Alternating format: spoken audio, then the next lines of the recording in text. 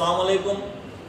मेरा नाम अब्दुल जावेद अब्दुल मजीद, जमात दुवम, मजमून खेले करे सीखे।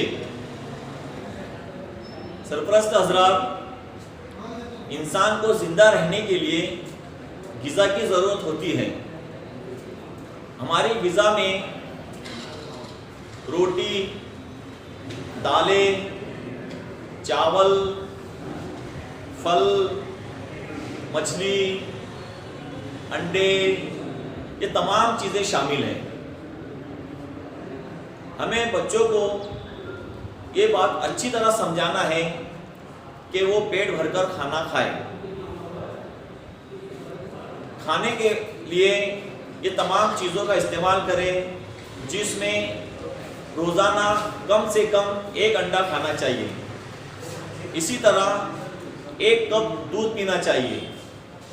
हमें बच्चों को ये बात बताना है कि वो चाय, कॉफ़ी और दीगर मशरूबात का इस्तेमाल कम करें। इसी तरह वड़ा पाव, बर्गर, पिज़्ज़ा, ये तमाम चीज़ें हमेशा इस्तेमाल ना करें।